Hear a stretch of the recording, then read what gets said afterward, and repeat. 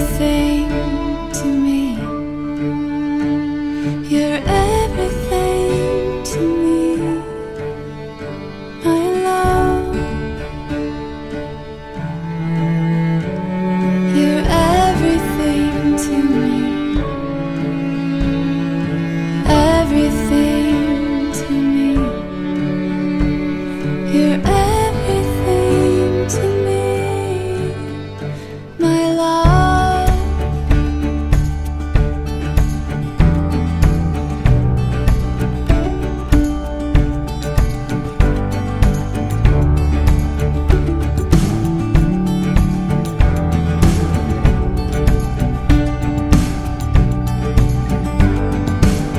Tell me your dreams, tell me all you'll ever need. You are the reason I believe. Every moment a promise I keep. Forever isn't long enough without with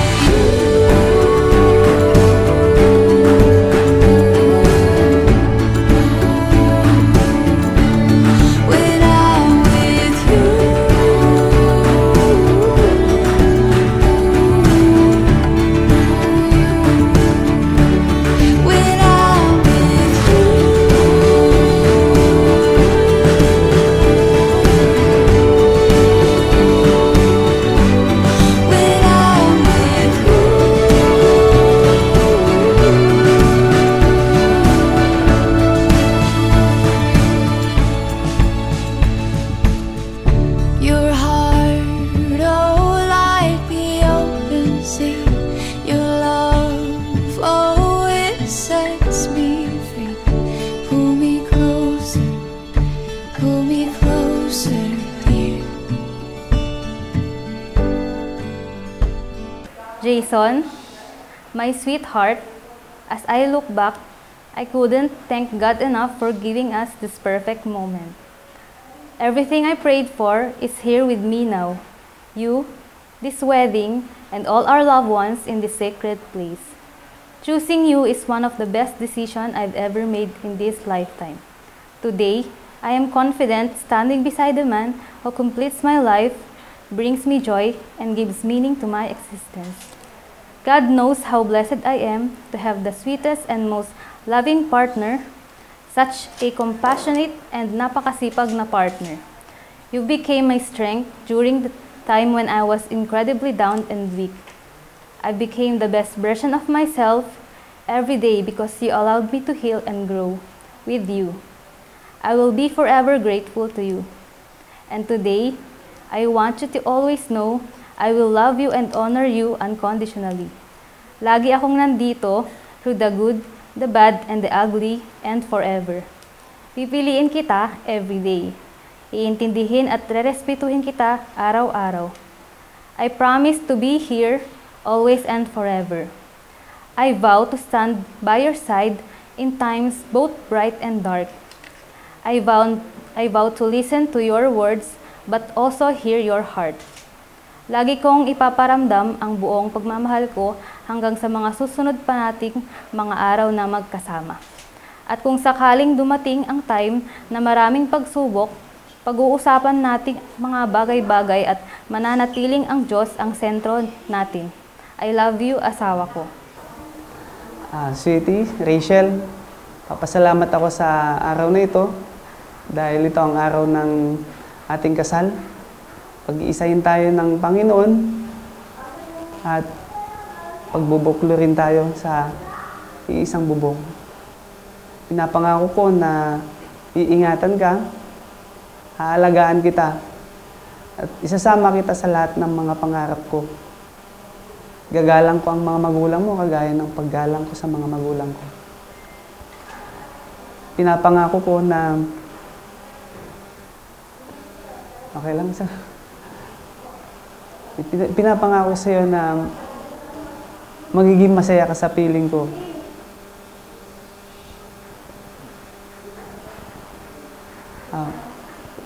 Marami akong gustong ipangako sa iyo pero ipapadama ko sa iyo araw-araw na mahal kita.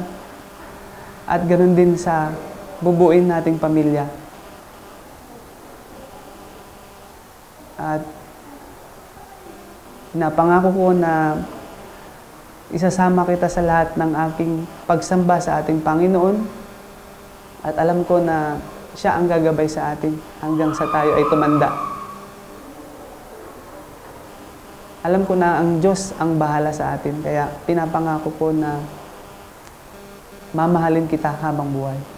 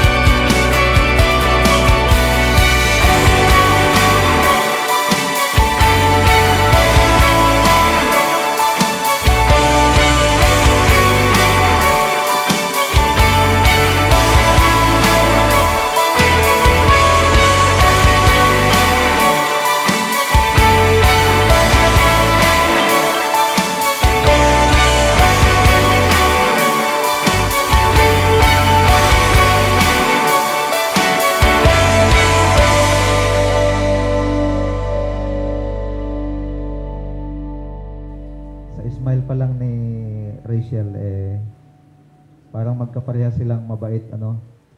Siguro ang pag-aaway nila dito, mga once a month or once a year, baka ganun lang. Kasi po, di ba sa mag-asawa, normal yung mag-away. Pero parang sa pagtingnan mo itong dalawa, parang mahiya silang mag-away. Sobrang bait, ano? I'd like to read to you, mga kapatid, from the book of Ephesians as the foundation of this occasion. Ephesians chapter 5, verse 22 hanggang sa 25, ganito po ang sinasabi. Ito po ay responsibility or tagubilin sa mag-asawa, sa babae at sa lalaki. Una, sabi dito, pasakop kayo sa isa't isa bilang tanda ng inyong paggalang kay Kristo. Mga babae, pasakop kayo sa sarili ninyong asawa tulad ng pagpapasakop ninyo sa Panginoon. Sapagkat ang lalaki, ang ulo ng kaniyang asawa tulad ni Kristo na siyang ulo ng iglesia, na kaniyang katawan at siya ang tagapagligtas nito. Kung paanong nasasakop ni Kristo ang iglesia, gayon din naman ang mga babae ay dapat pasakop ng lubusan sa kanilang sariling asawa. Verse 25, mga lalaki, mahalin ninyo ang inyong asawa na gaya ng pagmamahal ni Kristo sa iglesia. Inihandog niya ang kanyang buhay para sa iglesia. Please bow your head and let's have a prayer. Our great God and loving Heavenly Father, we come to your holy throne of grace at this moment, at this very special occasion, in which the two individuals will join as one through marriage. We thank you, Lord, for the life of Brother Jason, Sister Rachel, that you have guided them, O God, in their journey and come to this far by your grace. And as they come to union, it is our prayer, Father, that your words will be their guide. Your words will be their light. Your words will be their strength. And you, Lord, as the center of the relationship. Bless your words sa oras na ito. We give you thanks in Jesus' name. Amen. Isa sa napakalaking desisyon na gawin ng isang tao sa buhay na ito ay ang pumili ng magiging kasama sa kanyang buong buhay for life. Because marriage is a lifetime commitment. Si Sir Jason, Ma'am Rachel, pinili niyong isa't isa, and please, at this very moment, huwag niyo nang isipin ang magpalit. Ano? Siya na. Habang buhay po ito. Okay? Yan po yung dapat, number one, na maunawaan natin. Marriage is a lifetime commitment. Bakit commitment ang sinasabi natin? We do not say, marriage is a lifetime love. Kaya, higit na mataas ang degree na binibigay natin sa tinatawag nating commitment. Because commitment is a pledge. It's a pledge. It's a promise that you should never, ever break. Tayo dapat alam natin yung pundasyon, bakit tayo pumasok sa pag-asawa, sa kasalan. Mayroon po kasing tungkulin na dapat gampanan ang bawat isa. Ang asawang babae, ang asawang lalaki, may kailangan kayong gampanan. Pumili ng tao na talagang babahalin mo at ibigay mo yung commitment mo, lifetime commitment sa kanya. Ito po yung sinasabi ng Biblia, mga kapatid, sa verse 22 ng Ephesians 5, unang tungkulin sa mga babae. Mga babae, pasakop kayo sa sarili ninyong asawa tulad, may karugtong, tulad ng pagpapasakop ninyo sa Panginoon. Ibig sabihin, ang babae, hindi niya kayang magpasakop o sumunod sa kanyang asawa kung hindi siya sumusunod din sa Panginoon. Number one pala talaga ang Panginoon. Si Rachel, hindi niya kayang mag-submit kay Sir Jason kung si Rachel ay hindi siya nag-submit sa Diyos una. Ibig sabihin, unang-unang gawin natin is to have our life be submitted to the will of God. Meaning, we should have personal relationship with our God by putting our trust, our faith on the Lord Jesus Christ. Number one po yon. Kasi ang unang hakbang tayo magkaroon ng relasyon sa Diyos ay tanggapin si Kristo bilang ating tagapagligtas at Panginoon. Kasi makasalanan tayo, but Jesus, He died at the cross, He was buried, and on the third day, He rose again para tubusin nating mga kasalanan. That's the first step. Kailangan natin siyang tanggapin, sampalatayanan natin. And after that, madali lang para sa babae na sumunod or magpasakop sa kanyang asawa. Yan po yung susi, mga kapatid. Sapagkat ang lalaki, ito po yung rason, bakit magpasakop ang mga babae? No? Sapagkat ang lalaki ang ulo ng kanyang asawa. Diba? Kung ano naman yan, common naman yan. We always hear that. Ang lalaki, ang ulo ng tahanan, ang babae, ang ilaw ng tahanan. At sabi dito, sa lahat ng bagay, in everything. Lahat ng desisyon ng tahanan ay dapat alam ng lalaki. Pero when it comes to decision making, everything should be known by the husband. Alam dapat yun ng lalaki. The wife should respect his authority and leadership. Ang leader kasi sa tahanan yung lalaki. Pag leader, di ba, sinusunod natin. Kagaya sa dito, pag sinabi ng leader, tayo, tatayo kayo talaga. Kasi siya ang nanguna eh. No? So the woman should respect the authority and leadership of the man because he is the head of the family. Sabi po dito sa verse 25, mga lalaki, mahalin ninyo ang inyong asawa na, may karugtong din gaya ng pagmamahal ni Kristo sa iglesia. So ang pagmamahal, ang pag-ibig nating mga lalaki, para sa ating asawa, ay kahalintulad. Ibig sabihin, hindi talaga yung pagmamahal na nararamdaman lang natin, kundi yung pagmamahal natin katulad na kung paano nagmahal si Kristo sa kanyang iglesia. Ano bang ginawa ni Kristo? Inihandog ang kanyang sarili. Number one yung nagawin ni Sir Jason. Ihandog ang iyong sarili para sa iyong asawa. Pagpapakita ng totoong pagmamahal. Ang tanong, paano natin, mga kalalakihan, may pakita ang ating pagmamahal sa ating asawa? Dapat maramdaman nila that we care for them. Caring ka ba? Na ayaw mong masaktan si Mrs. Ayaw mong umiyak si Mrs. except sa tears of joy. Na ayaw mong malungkot si Mrs. Na ayaw mong kumain. Sir Jason, pag hindi pa nakakain si Mrs. That's the way we show our care. Show your love, husband, to your own wife. Appreciate them. And don't shout at her. Isa din sa pagpapakita ng pagmamahal sa ating asawa, hindi natin sila sinisigawan. Yes, magkaroon kayo ng conflict, ng pag-away, pero wag natin silang sigawan. Pakita natin ang pagmamahal sa kanila sa pamagitan ng pagtanggol. Ipagtanggol natin sila.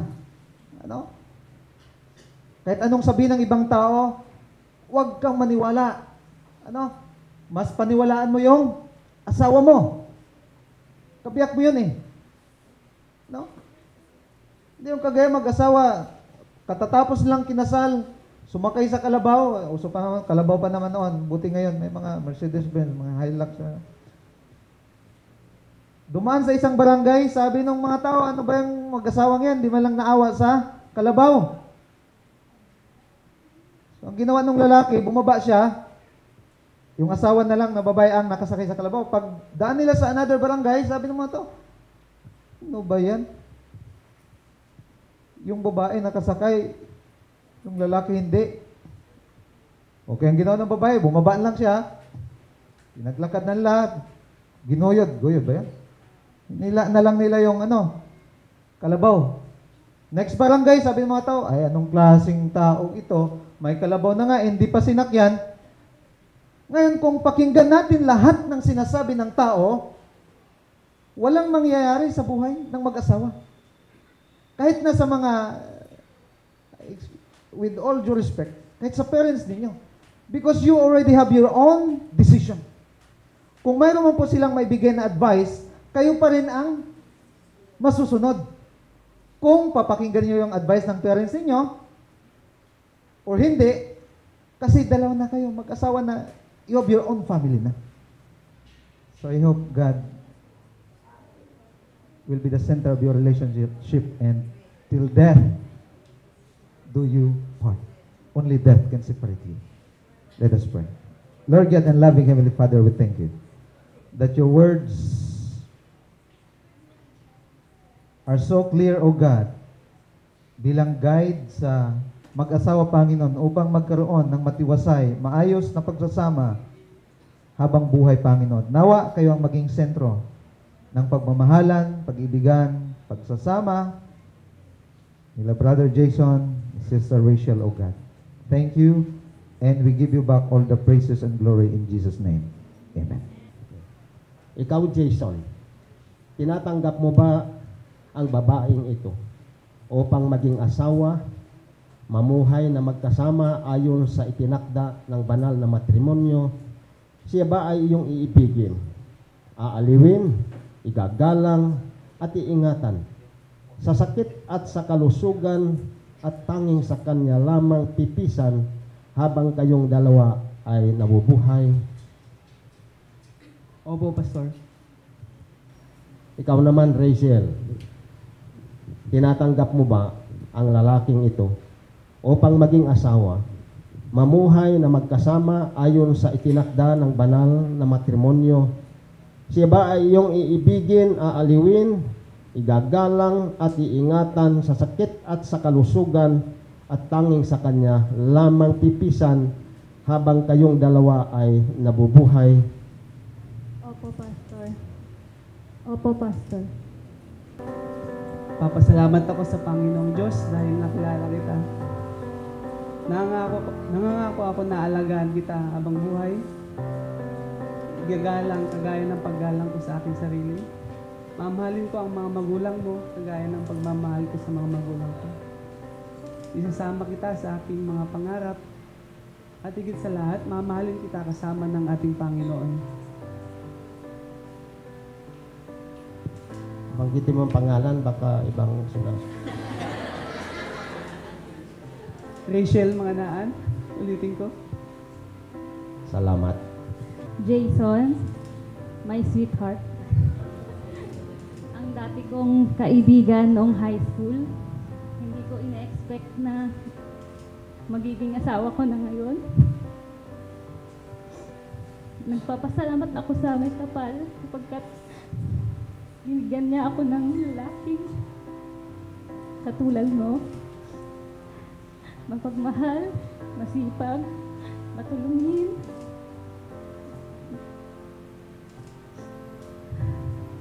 At compassionate na tao at may takot sa Diyos. Siyempre, nagpapasalamat din ako sa iyo kasi ikaw yung nag-lift sa akin nung yung time na nadadown ako at mahina. Lagi mo akong tinataas. Laging positive ang perspective mo sa buhay. Wala akong nakikitang negative na thought sa'yo. Puro positive lang. Ako kasi, I I vow to you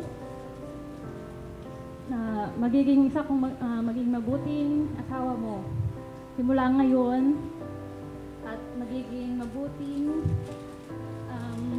ina sa mga future kids natin someday. Pag may mga problema tayo sa buhay, alam ko na malalampasan din natin tulad dati kasi laging nandiyan ang Panginoon. Lagi natin yun pag-uusapan, maayusin, kasi alam ko naman na ang Diyos ang laging sentro ng ating buhay. Mamahalin kita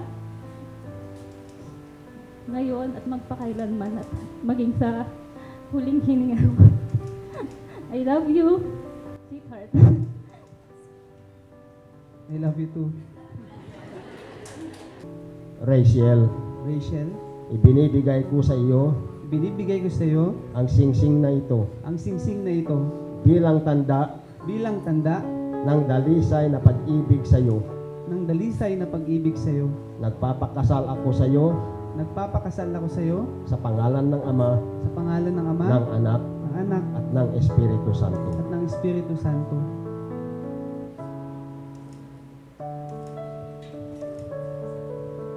Jason, ibinibigay ko sa iyo ang singsing na ito bilang tanda ng dalisay na pag-ibig sa iyo. Nagpapakasal ako sa iyo sa pangalan ng Ama, ng Anak, at ng Espiritu Santo.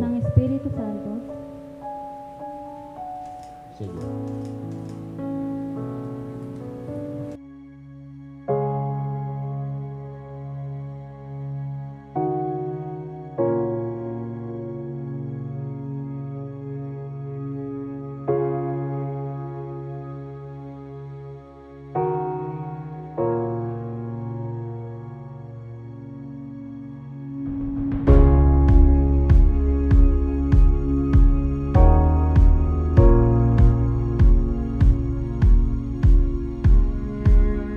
Ang Biblia ay salita ng Diyos. Tanggapin ninyo ang kaloob na ito bilang matibay at matatag na pundasyon ng inyong pagsasama. Nawa ito'y maging ilaw sa inyong tahanan, bukal ng kalakasan at pag-asa, gabay sa buhay at sandigan ng inyong pagmamahalan. Tanggapin ninyo at sabay kayong sabihin, tinatanggap po namin itong Biblia. Tinatanggap po namin itong Biblia. Ang aras ay simbolo ng pagpapalang nagmumula sa ating Diyos. Ito ay ibibigay ng lalaki sa babae bilang isang pangako ng lahat ng kaniyang ari-arian at tinatangkilik ay magiging pag-aari na nilang dalawa. Ito rin ay isang pangako na mula sa araw na ito, ang lalaki na ang tatangkilik sa babae at buong pagsisikap na bubuhayin niya ang babae.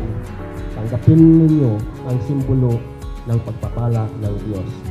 Lalaki, ibigay mo sa babae bilang simbolo ng pagbibigay mo ng lahat ng ari-arian mo at para sa inyo ng dalawa.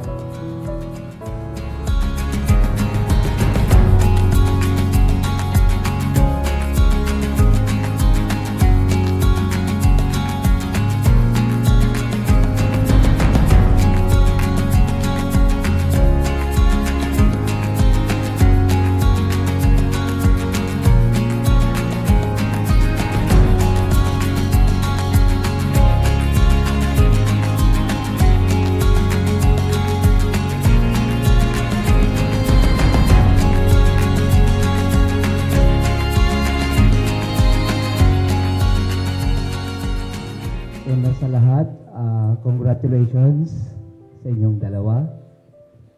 At sa mga nandito, bigyan nga muna natin sila ng isang masigabong palakpakan. Jason, kahit na sa konting o maiksing panahon na pagkakilala natin, Maraming salamat at kinuha mo kaming bilang pangalawang magulang mo. O magulang nyo ni Rachel. Alam nyo, ang pag-aasawa ko minsan talaga ay hindi pinagplaplanuhan. Kusang dumarating yan sa ating buhay. Ang advice ko lang sa inyong dalawa, sabi nga natin, walang mag-asawa na hindi nagkakaroon ng problema. Lahat po tayo ay nagkakaroon ng problema. Dumadaan tayo sa mga pagsubok. Pero tandaan nyo, iisa lang ang number one na isipin ninyo. Una, ang Panginoon. Lahat ng problema, may solusyon. Lahat ng mga problema na ibinibigay sa atin ng Panginoon ay meron ding kaakibat na solusyon.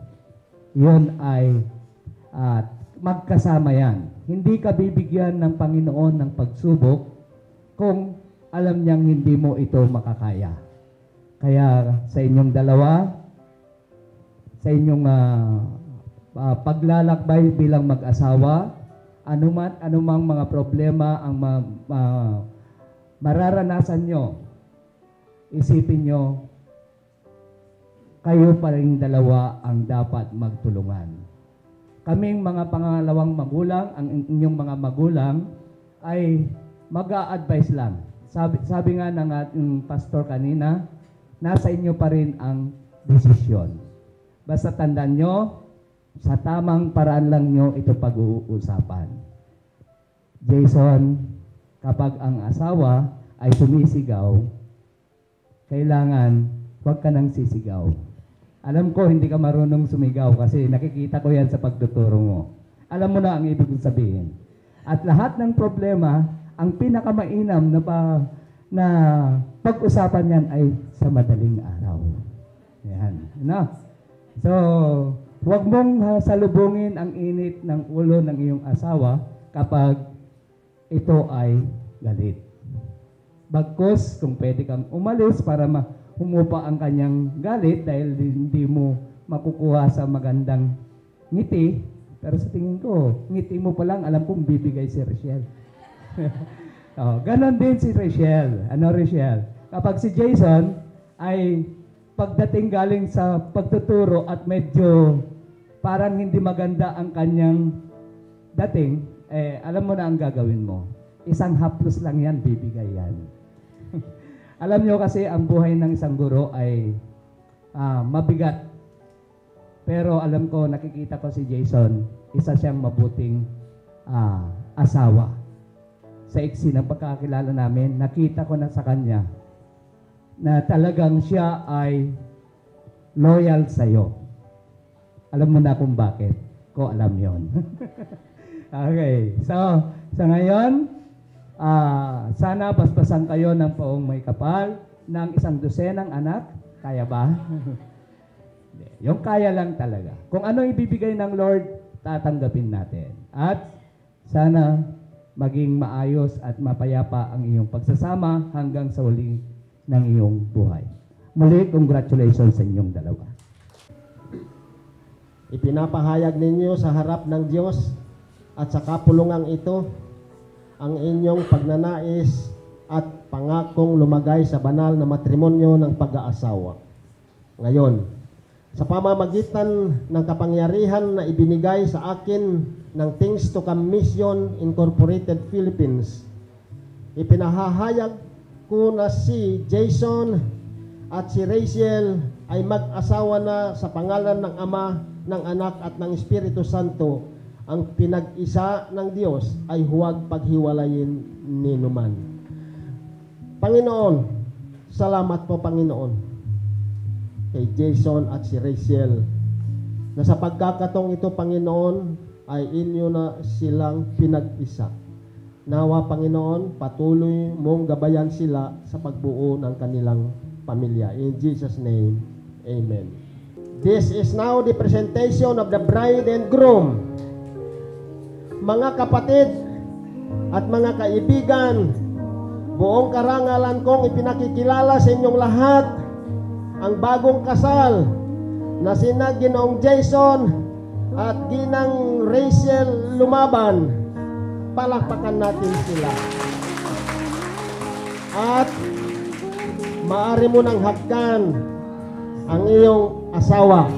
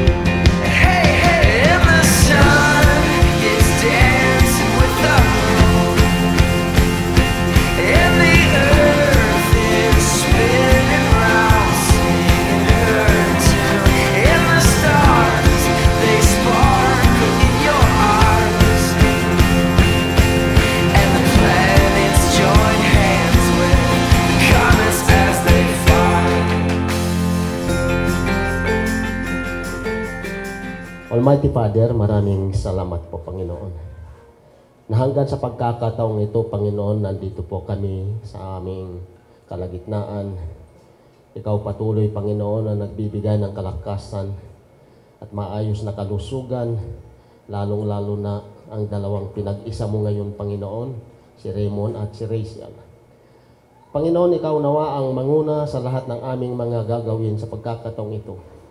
At ganoon din po, Panginoon, sa aming pong pagsasalusaluhan na pagkain.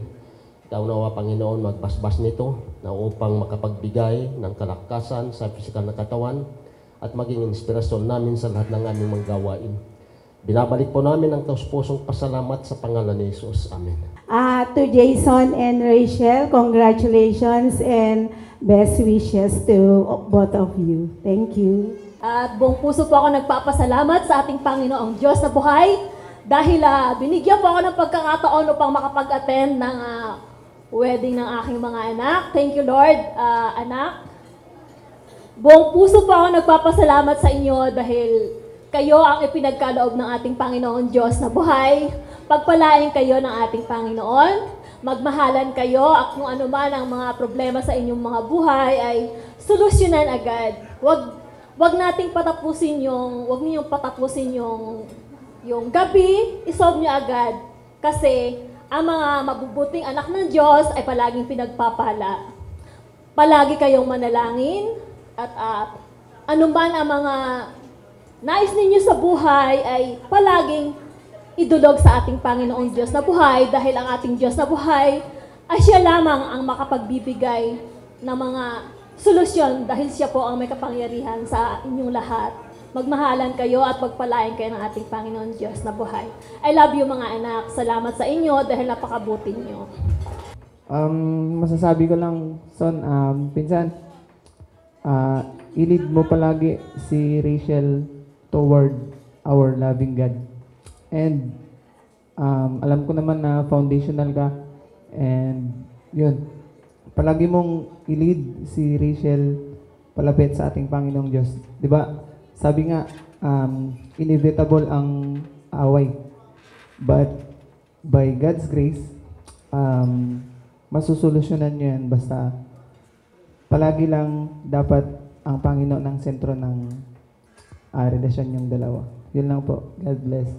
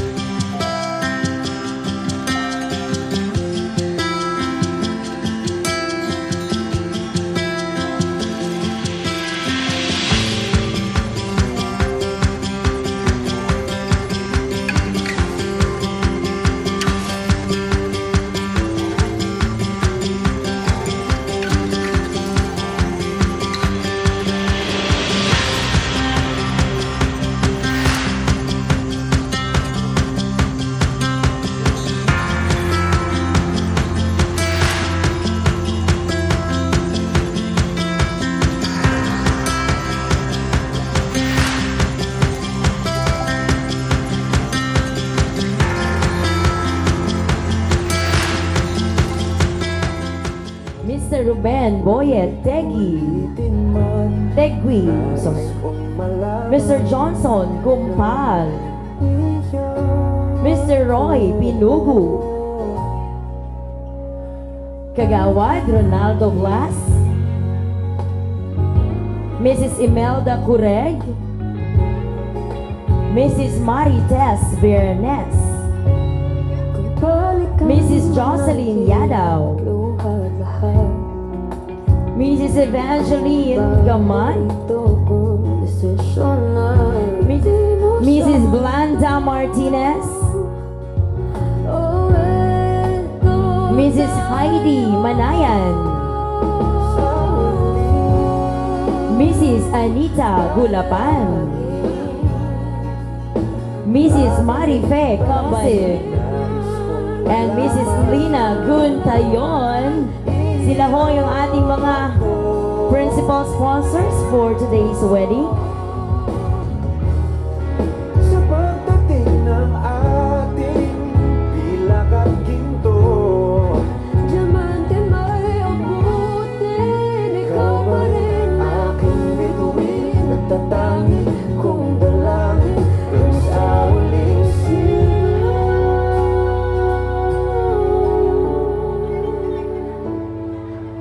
At maaari na rin hong lumapit ang my life had found its missing piece. So as long as I live, I love you. We'll have it, hold you. I'll cherish. You look so okay, beautiful. don't worry guys for the picture taking or photo op with the couple dahil later on, ayan, you all have the chances later na makapagpa-picture sa kanila. What we have is silence. My love is endless. And with this ring, I say to the world, you're Ayan, ang mga tita, mga pinsan, mga all that I believe in. relatives. With all my heart, I mean every word. So as long as I live, I love you. We'll have it, hold you. Just let this day I cherish. You look so beautiful in white tonight. Ooh.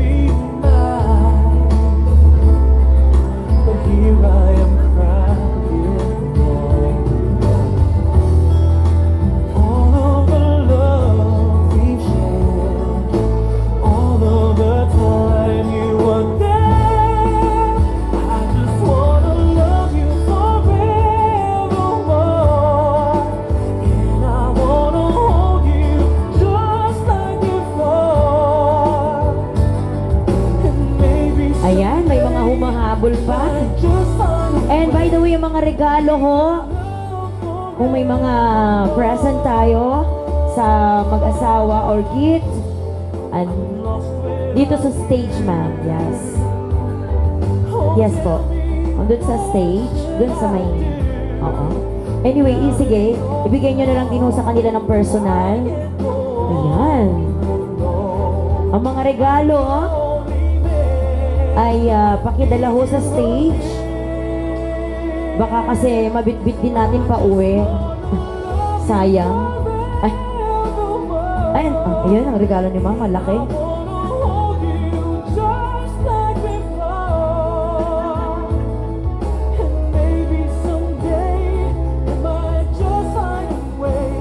Huwag mong mag-alala, mamaya ho ay magpipicture taking ho tayo with a couple. Table per table, or per family, or per group.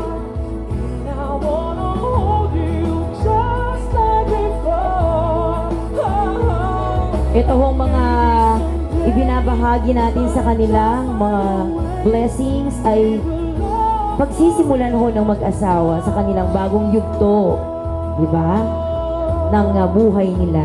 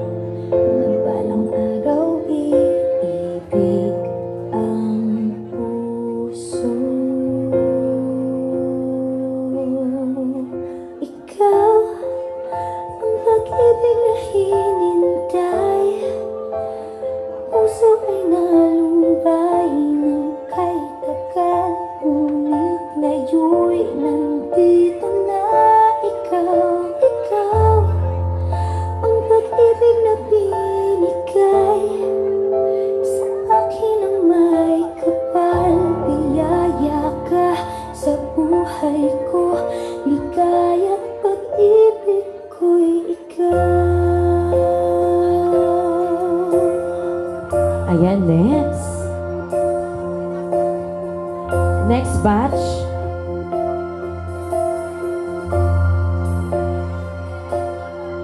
Humihinto sa bawat oras ng tagpo, ang pag-ikot ng mundo, humingiti ng kusa aking puso pagkat nasagot na ang tanong. Nag-aalala noon kung may magmamahal sa akin ng tunay. Ikaw ang pag-ibig na hinintay, puso ang nalumbay ng kay tagal, ngunit ngayon'y nandito na ikaw. Ikaw ang pag-ibig na binigay sa akin ng may kapal, biyaya ka sa buhay ko, ligaya't pag-ibig ko'y ikaw. At hindi pa ako umibig ng ganito, nasa isip magkasama ka habang buhay. Ang blessing. Palakpakan po natin. Once again, the parents of the groom, Mr. Jerry Lumaban, Mrs. Bambi Lumaban, and the bride, Mr. Antonio Manganaan, and Mrs. Rosalinda Manganaan. Dahil dyan, another round nga ng masayang kekembot silang apat, ay anim. Gusto ko makita mataas ang energy ni Mama, tsaka ni Ma'am Bambi, tsaka ni Mami Of course. Ay, wala, nahuli. Mamaya na lang. Napapaisip tayo kung ano nga regalo ang meron si Jason at Rachel for their parents. So at the count of 3, you may open the gifts or gift in 3, 2, 1. Yan. So mag-ingat lang ho tayo sa pagpupunit ng regalo o ng box. Dahil baka ho, makuryente kayo. Ano kaya yan? Mahuhulaan nyo ba kung ano yan? Buksan nyo na yan! Huwag nang patagalin yan! In 3, 2, 1! Ano kaya yan? Teka lang. Sa loob ng kahon ay may kahon. Oo. At sa loob ng kahon na yan ay may isa pang kahon. Mga alas 4 tayo dito matatapos. Buksan na ang kahon in 3, 2, 1. Sinasabi ko na nga ba't may kahon pa rin talaga? In 3, 2, 1. Diba? May pa-suspense. In 3, 2, 1, gusto namin makita ang laman ng kahon ay... Oh my God! Agad-agad, diba? Napakalaking blessing nito para sa family. Masigabong palakpakan para kay Jason and Rachel and to the family. Akalain mo yon? Blessing agad. Yes. At tayo lahat, ha? Happy birthday to you. Happy birthday to you. Happy birthday, dear Roseanne. Happy birthday to you. 3, 2, 1. Okay. Roseanne, ano yung wish mo? Roseanne, your wish? Anong wish mo? Sana ikaw na ang susunod na ikasal. Magandang araw po sa bawat isa ulit.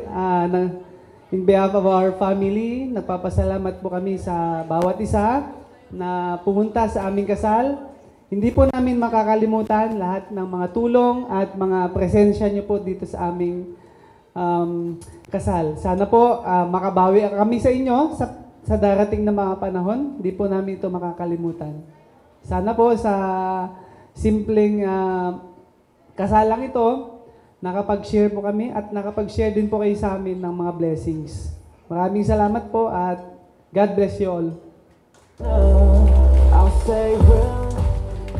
Maraming salamat po sa mga pumunta po na kaibigan po namin, mga guests, principal sponsors, secondary sponsors, lahat po ng mga suppliers po namin na nag-alaga po sa amin, nag-asikaso, hindi po kami pinabayaan. Maraming salamat po. At sana po i-bless po tayo palagi ni God. Lagi tayong manalangin at lagi tayong mag-share ng blessing sa iba. Maraming salamat po. Thank you. Your love always sets me free. Pull me closer, dear.